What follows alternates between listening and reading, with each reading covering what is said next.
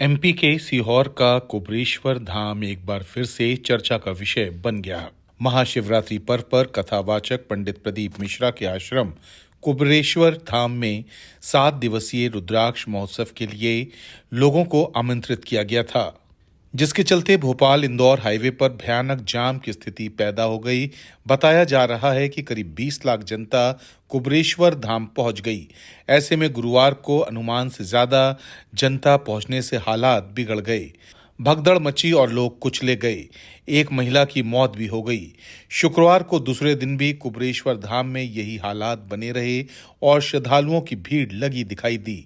ना तो यहां खाने की व्यवस्था थी और पानी की यथोचित व्यवस्था नहीं है जो होनी चाहिए, जो लोगों की अपेक्षा होती है। पानी है, छाया की व्यवस्था है, या और कुछ जो भी नीडफुल जो चीज़ें होती है, ज़रूरत की चीज़ है, वो कुछ भी नहीं है। आप किस उद्देश्य से आए थे यहाँ पर? हम लोग यहाँ कथा सुनने और रुद्राक्ष का वो कहाँ से आए? हम लोग छत्तीसगढ़ से दुर्ग से आए हैं। मिला रुद्राक्ष नहीं मिला? जी नहीं, आज वितरण बंद है बता रहे हैं। अब कब मिलेगा ये कोई भी संभावना नहीं है। मिलता तो हम 7 दिन की कथा का श्रवण अवश्य करते। बड़ी बात तो ये थी कि आस्था के जमावड़े को रोक पाने में प्रशासन भी लाचार नजर आया। फिलहाल बेकाबू भीड़ देखकर रुद्राक्ष का वितरण समिति द्वारा रोक दिया गया। इसके बावजूद शुक्रवार सुबह से ही लोगों के कुबरेश्वर धाम पहुंचने का सिलसिला जारी रहा। सीहोर के कुबरेश्वर धाम में इस तरह के हालात बनने का यह पहला मौका नहीं है। इसके पहले भी रुद्राक्ष वितरण को लेकर इस तरह के हालात बन चुके हैं। अब वहां पहुंचने वाले लोग भी कुबरेश्वर धाम की व्यवस्था पर सवाल खड़े कर रहे हैं। लोगों का कहना है कि प्रदीप मिश्रा ने कहा था कि यहां हर तरह की व्यवस्था होगी, लेकिन यहां किसी तरह की कोई व्यवस्था नहीं है। प्रदीप मिश्रा जी बोले थे कि यहाँ पे पूरी व्यवस्था है, हर 4 काउंटर से आपको मिला जाए रुद्राक्ष मिलेगा। पर हम रात भर परेशान होकर आए यहाँ पे, इतना परेशान हो रहे ना कुछ। आज मेरा व्रत है, इतना कुछ भी नहीं समझ में आ रहा। हम कहाँ बैठे, कहीं व्यवस्था ही नहीं, कुछ किसी चीज़ की व्यवस्था नहीं। सर आपको रुद्राक्ष मिला? नहीं मिला। कहीं भटका रहे, कहीं इधर भेज रहे, कहीं उधर भेज रहे हैं। सीहोर में रहने खाने का कोई व्यवस्था नहीं, कहीं किसी चीज की व्यवस्था नहीं है। हम लोग कुआं में एक लोटा पानी से हम किसी तरह नहाए आज व्रत में, किसी तरह। यहाँ पर ना सबको बुला लिए, बस किसी ना कुछ व्यवस्था है ना कुछ है, सब घूम रहे यहाँ पर। पूरे सब लोग खाने की व्यवस्था नहीं है ना, पानी की व्यवस्था नहीं है यहाँ पर। फिर हम लोग यहाँ पर आके मतलब ही नहीं है ना, फिर बोलते रुद्राक्ष बांट रहे बोल रहे, नया बांट रहे बोल रहे, फिर बुलाने का मतलब ही क्या है यहाँ पर।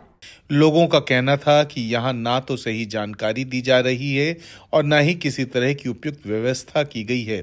लोग यहाँ पर आकर खुद को ठगा सा महसूस कर रहे हैं। रात से इसी स्थिति में लाइनों में लगे हुए, धूप में करकराती में, जहाँ पानी की व्यवस्था नहीं, टॉयलेट की नहीं, या पूरा प्रशासन भी न, प्रशासन के कोई पुलिस अधिकारी नहीं। ये जो दानदाताओं के काउंटर रसीद है जो बिटले स्वामी मंदिर से जो बने हुए हैं, तो वो संतोष जवाब नहीं देते। न कोई काउंटर दिख रहा है, न जो रुद्राक्ष लेने वाले के यहाँ मिलेंगे, वहाँ जाकर के खड़े हो गए कि यहाँ नहीं मिलेंगे। न मंदिर में घुसने के जहाँ दर्शन कर रहे हैं वहाँ दर्शन उस मंदिर के नहीं हो रहा है। भोजन की व्यवस्था की कोई ज़रूरत नहीं है। पानी के भी प्यासे रह जाएंगे, भूखे मर जाएंगे। परंतु सवाल इस बात का है कि व्यासपीठ पे जो गुरुदेव ने जब सबको जो इस तरह से लाख आए, 10 लाख आए, 50 लाख आए, न बोला 24 घंटे वेतन होगा, लेकिन 1 घंटे भी ऐसे मतलब 10 घंटे ऐसे मतलब लगते हुए, और ये स्थिति हो रही है। देख लो आज पूरी पब्लिक आपके सामने ये पूरा नज़ारा महसूस हो रहा है और आपको आ रहा है। कुबरेश्वर धाम के मामले में जब प्रशासनिक अधिकारियों से चर्चा की गई तो बगैर कैमरे के सामने आए उन्होंने इसका ठीकरा कुबरेश्वर धाम और वहां के कार्यकर्ताओं पर ही फोड़ दिया। प्रशासन ने माना कि आयोजक ने नहीं की व्यवस्था।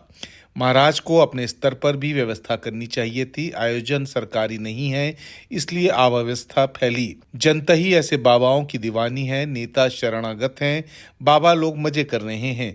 शासन प्रशासन के अधिकारियों का सहयोग कुबरेश्वर धाम के पदाधिकारी नहीं करते। बहरहाल अब सवाल ये उठता है कि आस्था के लिए क्या जान को दांव पर लगाया जाना उचित है? यदि हाँ, तो यहाँ जो भी हुआ हो या हो रहा है वो सब ठीक है, और यदि नहीं तो उन लोगों को भी सोच विचार करके यहाँ आना चाहिए था। बहरहाल इस मामले में शासन प्रशासन क्या एक्शन लेगा ये तो आने वाला समय ही बताएगा।